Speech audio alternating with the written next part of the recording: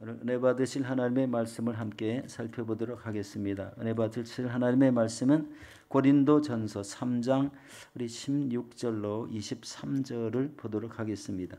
고린도전서 3장 16절로 23절 말씀입니다. 성경을 보시고 또 스크린을 보시고 우리 같이 합독하도록 하겠습니다. 너희는 너희가 하나님의 성전인 것과 하나님의 성령이 너희 안에 계시는 것을 알지 못하느냐? 누구든지 하나님의 성전을 더럽히면 하나님이 그 사람을 멸하시리라. 하나님의 성전은 거룩하니 너희도 그러하니라. 아무도 자신을 속이지 말라. 너희 중에 누구든지 이 세상에서 지혜 있는 줄로 생각하거든 어리석은 자가 되라. 그리하여야 지혜로운 자가 되리라. 이 세상 지혜는 하나님께 어리석은 것이니 기록된 바 하나님은 지혜 있는 자들로 하여금 자기 꾀에 빠지게 하시느니라 하였고, 또 주께서 지혜 있는 자들을 생각을 헛것으로 아신다 하셨느니라. 그런즉 누구든지 사람을 자랑하지 말라. 만물이 다 너희 것임이라. 바울이나 아볼로나 게바나 세계나 생명이나 사망이나 지금 것이나 장래 것이나 다 너희 것이요 너희는 그리스도의 것이요 그리스도는 하나님의 것이니라. 아멘. 오늘 저는 이 말씀에 의지해서 너희는 하나님의 성전이라는 제목으로 은혜를 나누도록 하겠습니다. 여러분, 지난 시간에는 모든 성도들이 예수 그리스도께서 재림하실 때 각자가 하나님을 믿으며 살아온 그 모든 삶을 우리 불로 시험을 받게 된다는 말씀을 드렸습니다. 그런데 이 불로 시험을 받을 때 누구든지 그리스도의 터 위에 세운 공적이 그대로 있으면 상을 받겠다고 말씀을 했고요. 누구든지 공적이 불타면 해를 받겠다고 말씀하시면서 자기는 구원을 얻되 불 가운데서 얻은 것 같으리라는 이런 말씀을 나누었습니다. 여러분, 오늘 본문은 하나님의 성전을 더럽히면 그 사람을 멸하신다고 말씀하시면서 우리 지혜로운 자가 되라, 믿음의 지혜로운 자가 되라는 이런 말씀입니다. 여러분, 고린도 교회의 특징이 뭐죠? 음란하고 불법이 성행하고 자기 주장이 강하고 그리고 철학적 지식을 자랑하고 믿음의 행위는 우리 불분명한 이런 도시가 우리 고린도였습니다. 이런 도시 속에 우리 하나님의 성령이 거하시는 이런 하나님의 성전을 세워야 된다고 우리 사도 바울이 말씀하고 있습니다. 우리 16절 말씀을 다시 한번 보도록 하겠습니다. 너희는 너희가 하나님의 성전인 것과 하나님의 성령이 너희 안에 계시는 것을 알지 못하느냐라고 이렇게 말씀합니다. 이 말씀을 여러 번 읽다 보니까요, 우리 고린도 교회 성도들의 신앙이 아직도 성숙되지 못하여 생기는 이런 불안과 음행과 우상 숭배 등 아직도 변화되지 못한 성도들의 특성이 이 말씀 안에 내포된 것으로 자꾸 느껴졌습니다. 너희가 하나님의 성전인 것을 알지 못하여 죄를 짓고 음란하며 너희가 하나님의 성령이 계신 것을 알지 못하여 하나 되지 못하고 분열하고 다투느냐라는 이런 말투로 이렇게 들리는 것 같이 느껴졌습니다. 여러분, 한 영혼이 전도되어서 하나님 성전을 이루기까지는 여러분 많은 시간이 필요합니다. 갑자기 우리 예수 그리스도를 믿으면 구원은 받지만 그 믿음의 성숙을 이뤄나가는 과정은 그렇게 쉽지 않습니다. 자기의 부단한 노력이 필요하고 하나님의 말씀의 이해가 필요하고 그 배움을 통해서 이 세상과 구별된 이런 삶을 사는 것이 믿음의 삶입니다. 온전한 구원을 이룬다는 것은요, 이 세상 것을 가지고는 구원이라는 이 단어가 합당하지 않습니다. 오직 하나님을 믿음으로 인해서 구원에 이르게 되고 또 하나님의 말씀을 배우게 됨으로써 우리의 신앙이 견고해지는 것을 우리가 다 알고 있습니다. 교회에 새 가족이 들어오면은 그래서 제일 먼저 배워야 될 게 하나님의 말씀입니다. 하나님의 말씀을 배우면서 그 뜻을 새기기 위해 여러 가지 기도도 하고 또 말씀을 읽고 묵상하고 그 뜻이 이러한가 저러한가 자기 삶에 비춰보는 이런 삶을 통해서 온전한 신앙으로 이렇게 성숙되게 합니다. 자신의 세상 것을 내려놓고 하나님의 것을 취해야 온전한 믿음으로 이 땅에 세워질 수가 있다는 것입니다. 이렇게 믿음으로 살기 시작하게 되면, 믿음을 살기 시작하면 기도하게 되고 봉사에 참여하게 되고 우리 전도하게도 되고 또 영혼을 주께로 인도하는 이런 성숙한 성도로 세워지게 됩니다. 그런데 이 고린도 성도에게는요, 하나님의 성령이 너희 안에 계시는 것을 알지 못하느냐라고 이렇게 힐문하듯이 우리 말씀이 나와 있습니다. 이렇게 말씀한 것은 예수 그리스도는 영접했지만 성령의 충만한 체험은 없다. 그러니까 성령은, 여러분, 예수님을 구세주로 영접하면은요, 이 안에 성령이 함께 내주하신다는 것을 우리 누구나 다 알고 있습니다. 그런데 내주는 하시지만 그 성령의 충만한 상태로 우리 나타나는 것이 없다는 거예요. 이 성령의 충만함이 나타나지 않고 아직 그 안에 예수로 나의 구세주로 시인을 했지만, 선포는 했지만 죄가 아직도 정리되지 않은 상태였다라는 것을 우리 알게 됩니다.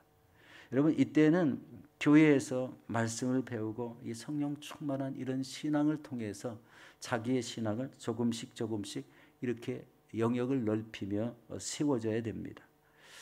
신앙을 세우는 것은 말씀밖에 없습니다. 말씀과 기도, 그리고 하나님이 하신 말씀대로 따라 우리 행하는 이런 행함이 뚜렷한 신앙을 통해서 우리의 믿음이 세워지게 됩니다. 그리고 이 믿음이 자라기 시작하면 더 이상 죄에 빠지지 않게 되고 스스로 죄를 다스릴 수 있는 이런 사람으로 성숙되어 나가는 것입니다.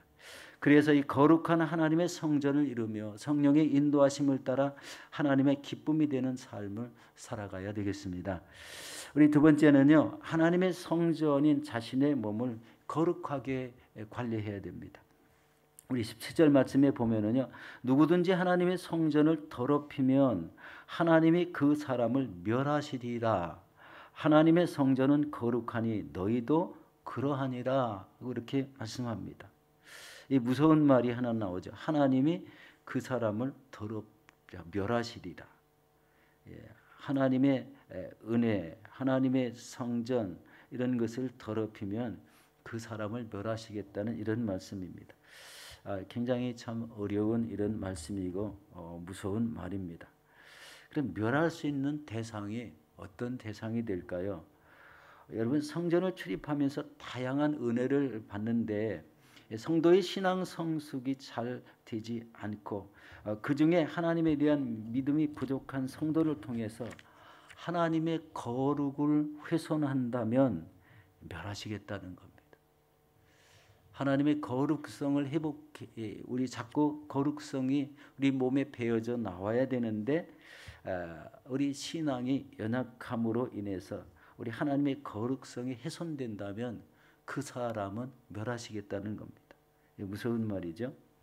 모든 성도가 동일한 상황에서 신앙생활을 하는데 두 번째 케이스입니다.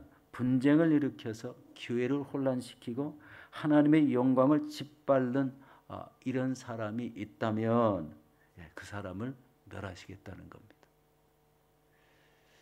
하나님을 자꾸 높이며 그분의 뜻에 따라 살아가야 되는데 하나님의 영광을 짓밟는 이런 행동은 결국은 그 영혼이 파멸당할 수밖에 없다는 것입니다.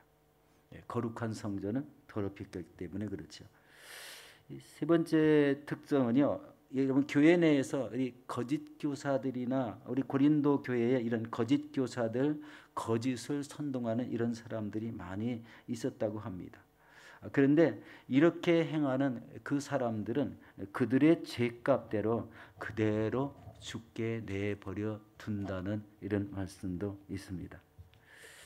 그들의 죄값대로 그대로 죽게 놔둔다. 그러니까 구원과는 전혀 관계없는 이런 삶이 된다는 겁니다. 그래서 우리는 이 신앙생활을 하면서 이 거룩이라는 단어에 좀 많이 이렇게 신경을 써야 됩니다. 우리 베드로전서 1장 15절 16절에 이렇게 말씀합니다. 오직 너희를 부르신 거룩한 이처럼 너희도 모든 행실에 거룩한 자가 되라. 기록되었으되 내가 거룩하니 너희도 거룩할지어다 하셨느니라. 하나님의 우리 신앙을 성전에서 이렇게 배우고 말씀을 배우면서 그 말씀의 거룩함을 우리 캐치해야 됩니다. 그리고 그렇게 신앙이 성숙되면은 결국 하나님을 닮은 이런 사람이 되어서 이 거룩한 하나님의 성도, 행실 자체나 말이나 모든 우리가 내뱉는 모든 언어들도 정화되어서 이 거룩한 표현, 이 표현이 나와야 됩니다. 세상에 살면서 세상의 상스러운 말을 다 동원해서 말하는 이런 사람도 가끔 있습니다. 그러나 그런 사람을 향해서 인격 있는 사람이라고 말하는 사람은 아무도 없습니다. 그러나 하나님을 믿는 신앙, 말씀 신앙, 성령의 충만한 신앙이 이 안에 깃들여져 있다면 우리가 최소한 그 말씀에서 배워나오는 하나님의 인격, 그 신앙을 우리가 그대로 표현할 줄 알아야 된다는 거예요. 이게 세상과 구별하는 우리 방법입니다. 이것이 잘 안 되면은요, 신앙생활은 오래 했는데 말의 정화가 없으면은요, 우리 신앙을 아무리 오래됐다고 해도 별로 거기서 나타나는 이런 그 특별한 열매나 결실이 보이지 않기 때문에 아직은 뭐가 좀 덜 된 것 같은 이런 느낌이 들 것 같습니다. 우리 여러분 성도가 거룩성을 상실하면 그 인생은 파멸되는 것입니다. 우리 신앙의 연륜이 많을수록 주의 거룩함이 넘치시는 저와 여러분들이 되시기를 예수 이름으로 축원합니다. 우리 세 번째는요, 아무도 자신을 속이지 말고 지혜로운 자가 되라고 말씀합니다. 우리 18절 말씀을 보도록 하겠습니다. 아무도 자신을 속이지 말라. 너희 중에 누구든지 이 세상에서 지혜 있는 줄로 생각하거든 어리석은 자가 되라. 그리하여야 지혜로운 자가 되리라. 약간 역설적인 이런 말씀이 나와 있죠. 여러분, 바울은요, 세상의 지혜는 자신을 속이는 것이 되므로 차라리 어리석은 자가 되라. 그리하면 지혜로운 자가 되리라고 이렇게 얘기합니다. 자신의 지혜를 자꾸 나타내지 말고 우리 차라리 하나님의 말씀대로 살면은 오히려 더 지혜로운 자가 될 것이라는 겁니다.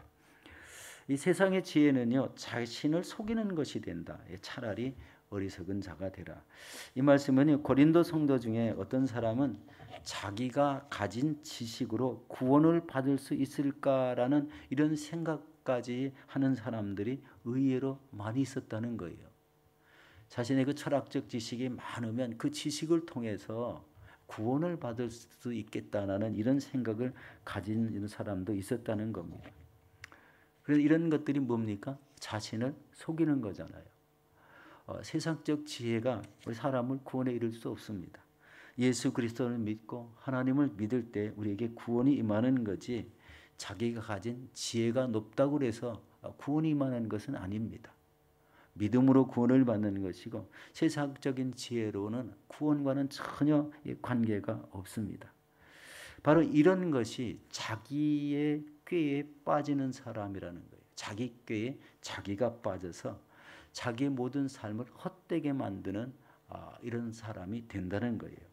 결국 이런 사람은 구원에 이를 수 없고 결국 인생 끝에 가서 이어지는 이런 천국의 삶은 누리지 못할 것이라는 것을 우리 깨닫게 하고 있습니다. 우리 고린도전서 3장 19절 20절 우리 같이 보도록 하겠습니다. 이 세상 지혜는 하나님께 어리석은 것이나 기록된 바 하나님은 지혜 있는 자들로 하여금 자기 꾀에 빠지게 하시느니라 하였고 또 주께서 지혜 있는 자들의 생각을 헛것으로 아신다 하셨느니라. 인간의 지혜는 헛것이라는 이런 말씀이죠. 우리 주님과 동행하십니까? 라는 이런 책이 있습니다. 제가 이 책을 한 달 전에 한번 읽어본 적이 있어요. 후안 카를로스 오르티즈라는 이런 목사님이 쓰신 책입니다. 이 책에 보면은요, 구원에 대해서 이렇게 서술한 부분이 나와 있는데, 여러분, 구원은 생명이라고 표현을 했어요. 영적 생명을 회복하는 거예요. 우리는 태어날 때부터 우리 죄를 안고 태어나서 영적 생명이 죽어 있습니다.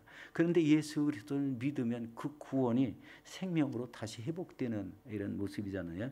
그것을 표현한 말입니다. 그러면서 그 목사님은 이렇게 구원에 대해서 얘기합니다. 구원은 하나님이 예비하신 특정한 그 길 위로 걸어가는 것이며 또 삶의 어떤 차원을 경험하는 것이다. 그러면서 빌립보서 2장 12절 말씀을 인용했습니다. 두려움과 떨림으로 너의 구원을 이루라.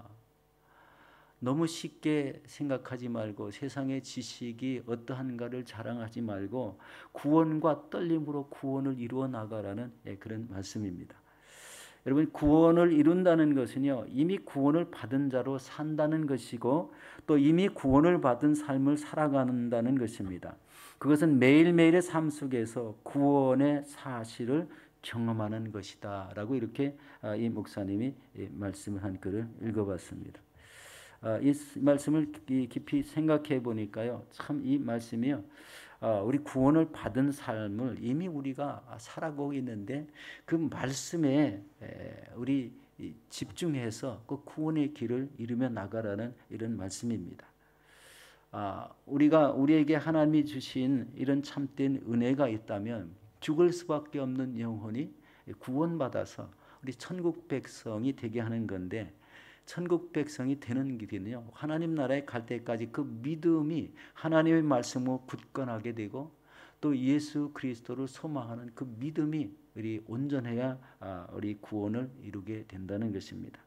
우리 사랑하는 성도 여러분, 초대교회나 우리 사도 바울이 전도하여 개척한 교회 시대 때는요, 그때는 성경 말씀이 전혀 없었습니다. 사도 바울이 직접 성경책을 쓴 것이 우리 신약 성경의 거의 반 이상을 썼는데, 반 정도를 썼는데, 성경이 없는 시대에 하나님의 말씀을 선포해서 예수 그리스도를 믿고 그 신앙을 오래 유지하는 것은요, 지금과는 전혀 다릅니다.